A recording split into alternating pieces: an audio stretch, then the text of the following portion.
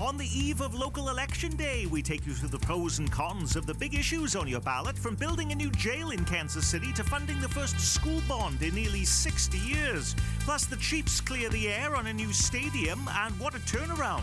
They want to build an entertainment district around Arrowhead and a dome to host a Super Bowl. Also this half hour, what happens now in Jackson County as a judge orders property assessments rolled back. This is huge. Frankly, it demands the resignation of the people that were responsible from the top all the way down. And Kansas lawmakers wrap up their legislative session. What did they actually accomplish? Those stories and the rest of the week's news straight ahead. Week in Review is made possible through the generous support of Dave and Jamie Cummings, Bob and Marlise Gorley, the Courtney S. Turner Charitable Trust, John H. Mize, and Bank of America N.A. co-trustees. The Francis Family Foundation through the discretionary fund of David and Janice Francis. And by viewers like you. Thank you. Hello and welcome, I'm Nick Haynes, and thank you for joining us on our weekly journey through the week's most impactful, confusing and downright head-scratching local news stories, hopping on board the Week in Review bus this week, if they're still running, that is. From KCUR News, Lisa Rodriguez and her colleague Brian Ellison tracking the region's political stories for us. From the anchor desk at KMBC 9 News, Chris Ketz, and from the helm of our Metro's newest newspaper, Next Page KC, Eric Wesson. You know, Election Day is Tuesday, and Kansas City voters are being asked to support a new jail. The city hasn't had a place to lock people up since 2015. That's a whole decade for many. That seems extremely odd. Eric, why did Kansas City close its jail in the first place? Well, there was some health concerns there, ADH compliant. They had to do a lot of building to renovate those things. There was some mold there. It was just, they didn't want to be in the jail business, so they sent them over to Jackson County. Evidently, the city wasn't paying Jackson County with that contract, so they canceled it. So then they start shipping people out of the Kansas City metropolitan area. And they've been staying in rural jails, haven't they? And they've been paying a lot of money to house people in rural jails. It has been an expensive endeavor to send inmates away, sometimes more than an hour, but it also raises a lot of other issues as well. You know, conditions in these jails, recent reporting has uncovered that has been dangerous for some of these inmates, and that some of the Kansas City inmates have been treated poorly, worse than other detainees there. Not to mention other kind of civil rights violations, like it takes, you know, an hour and a half for an attorney to get there. That increases attorneys' fees. Family visitation is limited. There's a whole lot of problems with the way Kansas City's doing it right now. Proponents say this is an existing tax. Will it cost you any more if you vote yes on this? Perhaps not immediately. It's a sales tax, so it will, and it's already on the books. On the other hand, as costs rise, then the tax will rise. Early voters are already seeing something very unusual in this tax election, Eric. And in fact, when you look at the ballot question, nowhere does it say the word jail. In fact, it just says it's a public safety tax. It goes to police, emergency services, and for capital improvements. Is that an April Fool's joke that they don't say the word jail, or is that intentional? I believe it was intentional because jail is a bad word. But the mayor is a lame duck, so therefore he doesn't have to worry about being reelected for building a jail. But that is my biggest problem with it. The public safety is such a broad conversation. You can come up with street lights. You can come up with the police want to buy some more motorcycles, or motorcycles are part of that. Sidewalks and curbs. Can you actually manipulate what the money is going to be used for? And that's my problem with it. It's not specific, but one of the interesting things is they want to back up. In the campaign cycle, the mayor was talking about people having to go to these outside places in Missouri to be housed in jail. Well, they've been going there for over 3 years, so why wasn't it an issue 3 years ago? It's the issue now as you're a lame duck getting ready to leave. They didn't just start going there, so I thought that was interesting in their campaign cycle. I think those are all good observations. I think proponents would note that the ballot language is very similar to the language that was used in 2010, the last time the sales tax was approved, and that there is, under state law, some necessity, if they're only renewing a tax and not actually starting a new tax, that it has to be the same tax. And so that's some of the reason for the language they used. It also should be noted that the jail is not the only thing in this tax. It is the bulk of it, but there is also funding in there for 911 services, for a rehabilitation center that might be part of the city's future plans, for body cameras for police, for work on the Central Patrol Division building. So there are some other elements, even though the city jail will be the main feature of what's paid for. There's been a lot of anxiety over crime. Let me just promote, Lisa, a lot of anxiety over crime, including, serial burglaries of businesses, shoplifting. These are municipal offences. What is the main argument for voting no on this? I think the solution to petty crime, opponents of this would say, is not to just jail people. It is more redirecting them to rehabilitation, redirecting them to other services as well. I think there's also the money question. The taxes generated from this would pay for the construction of a new jail, but not any ongoing cost or maintenance of it. That would still come out of a city budget and be a massive expense as well. We were talking about the city wanting to get out of the jail business to begin with because it is pricey and it costs a lot, and this would be getting back into the jail business. What happens if voters vote no on Tuesday, Eric? They have to come back and change the language and bring voters a different perspective, not something as vague and broad as what they're doing. It sounds like the stadium tax, so they have to come back again Right. to do the same thing. Right, they would have to. And one of the interesting things that he doesn't talk about is also a downtown jail, because remember, they want to put another jail in the police station as well. You got a helicopter for the police department. They want a new helicopter, all of these things, and these things are pricey. And health, if I have a mental health issue, why do I have to go to jail in order to get it addressed? And we don't have mental health facilities in the community to help. Some viewers also think it's odd that this would be built about 3 miles north of Arrowhead Stadium, in almost exactly the same spot that Jackson County is bringing its own Jackson County Detention Center to life, right next door. Why do two jails? Why couldn't they get their act together? Raising the question of why, absolutely. And there had been talk about trying to combine a detention facility here, and those talks obviously failed miserably.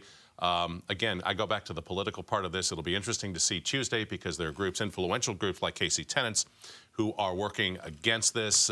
They've become something of a power at City Hall. Now, the other big issue on the ballot Tuesday involves the Kansas City, Missouri School District, which is asking voters to approve $500 million in building improvements. It's a tall order.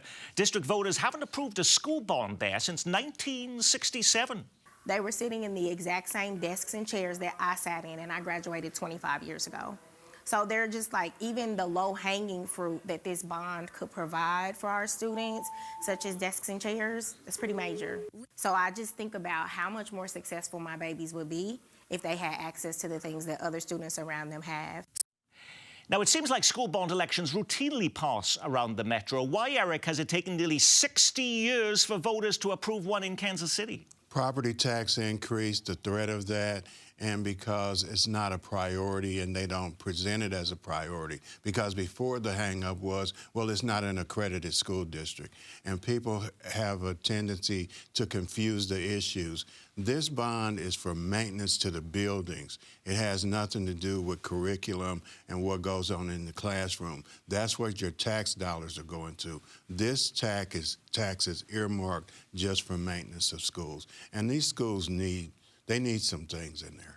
And I will say, Eric's right to point out the lack of accreditation. When the school district lost accreditation decades ago, that has continued to haunt this district and contributed to flight that was already happening to suburban districts as well. And I think we've got a self-perpetuating issue where people leave, then property values in that school district go down, so there's less revenue to do this stuff. And this is a district that has been plagued with disinvestment for decades.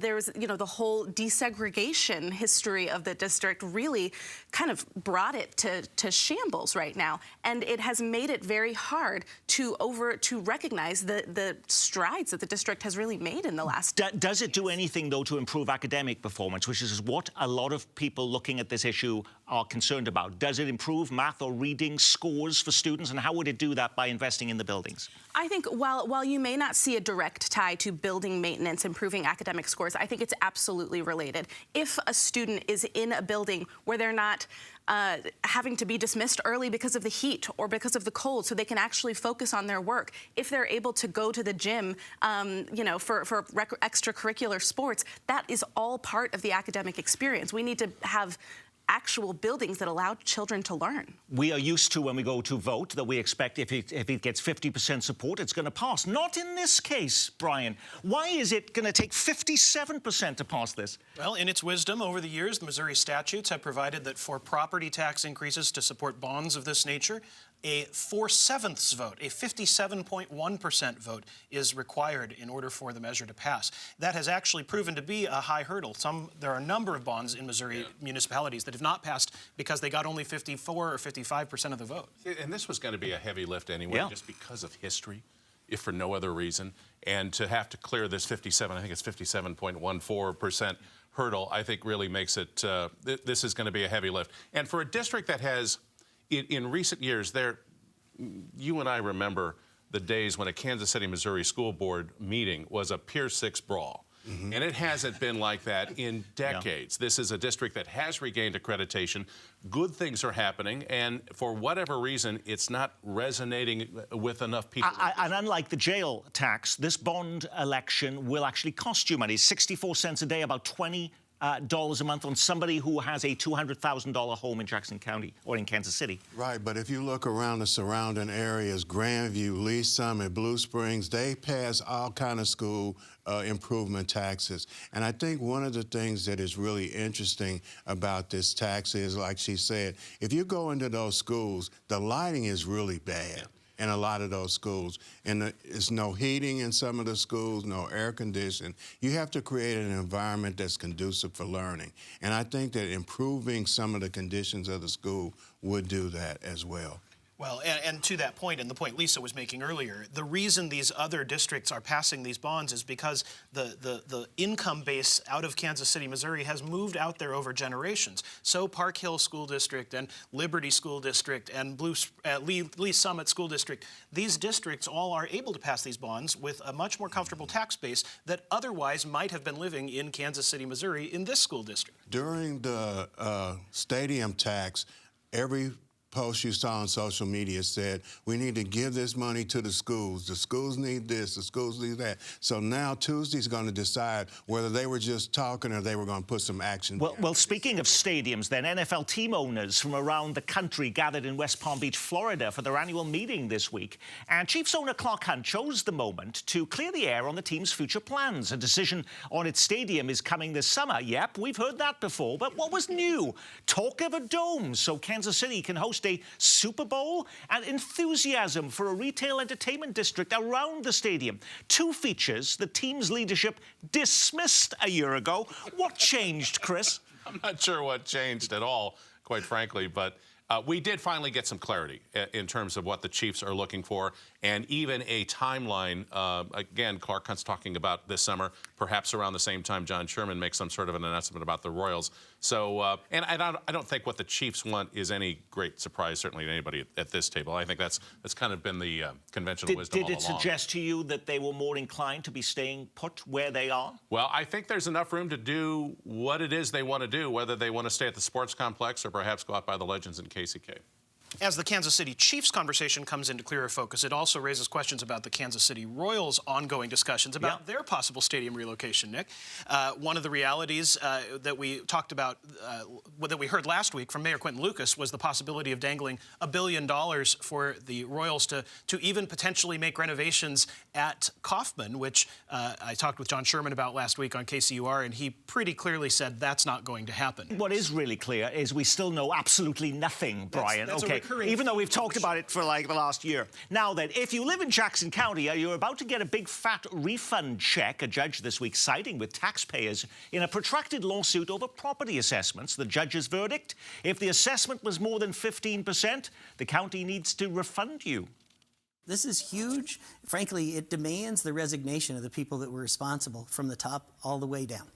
Now, that's Jackson County lawmaker Sean Smith dialing up the outrage meter this week. Before we address his push for firings, let's talk about the money itself. When we had some people with triple-digit increases in their property assessments, we're talking about a massive amount of cash here, Lisa. It is a massive amount of cash, and it's a massive amount of cash that has already been, in many cases, collected, distributed, budgeted to all of the entities. They've spent it all, because this was 2023. Right, right. So any expectation that you will get a check in the mail or a refund, I would say it's time to tamper that expectation. I think that is likely not going to happen. I think the only avenue the county legislature would have would be in some form of tax credits for the next round. Sean Smith, who you saw in beginning the segment, he put a number to it. He thinks it's in the neighborhood of $250 million, which obviously Jackson County doesn't have right now.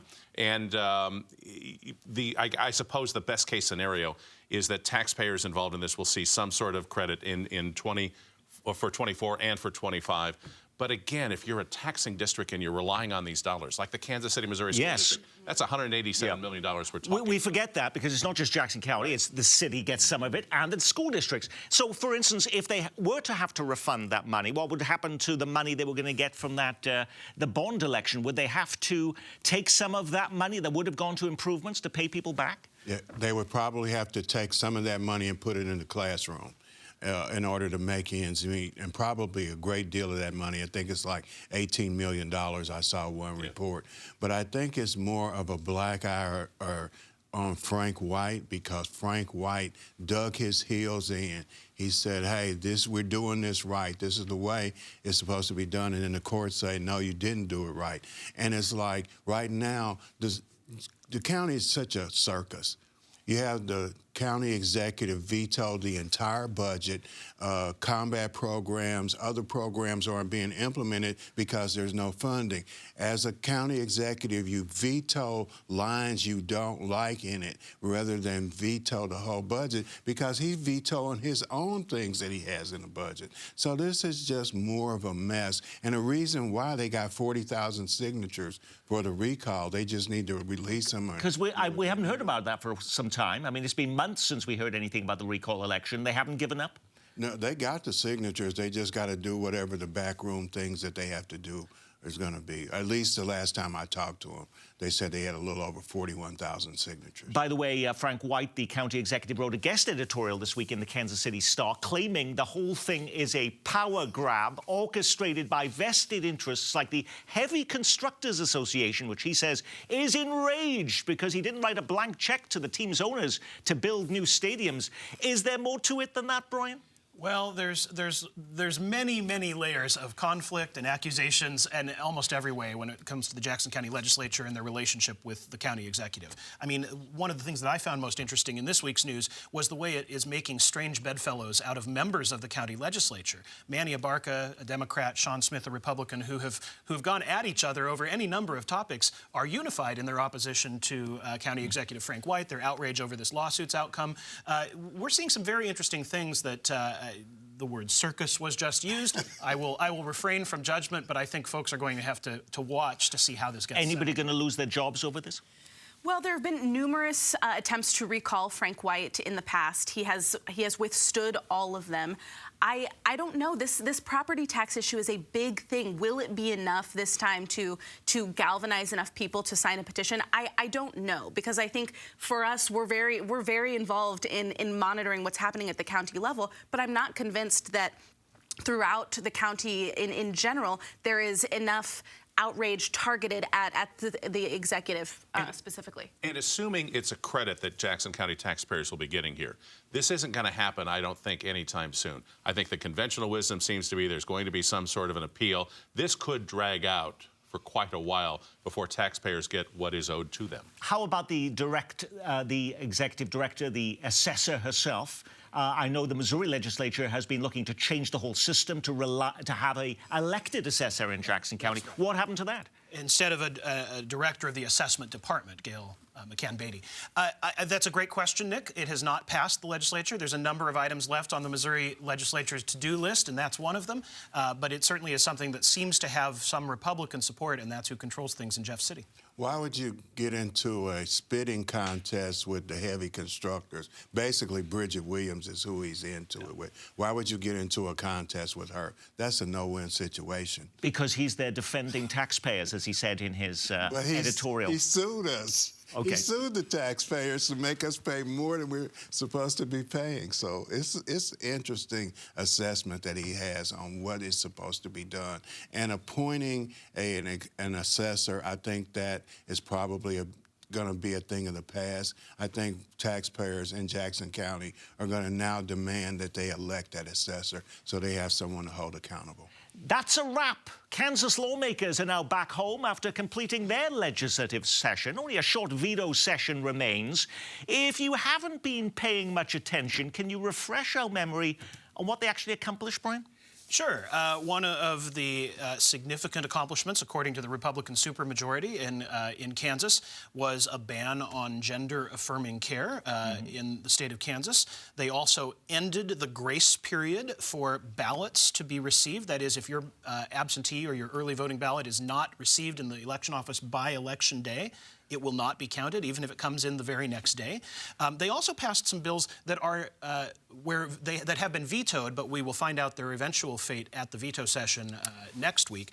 Federal money for elections, money that would have been spent on increasing voter registration, for example. The Republicans passed a prohibition on that. And also, of course, their proposal that the budget in the state of Kansas should simply be continued if in any given year the legislature is not able to come to consensus about a new budget. So a number of things were passed. Some of them are still awaiting action after vetoes. And I do see also that there will be a constitutional amendment coming to your local ballot box in Kansas to see whether you want to elect directly your Supreme Court justices in Kansas. Exactly. That is another major thing that the Kansas legislature did this year, and it is largely a response to Supreme Court decisions in Kansas that have not gone the way that the GOP would have liked them to go on a right to an abortion in the state constitution and other matters. So this is a chance now for the Republican Party thinks for the entire state to weigh in on whether they believe that we need to fundamentally change the system. We talked a little bit about, of course, what was happening in Jackson County about property assessments and the anger over the cost there. However, in Kansas, there's also a lot of anger over how much property taxes are rising. That was going to be priority number one of Republicans this session.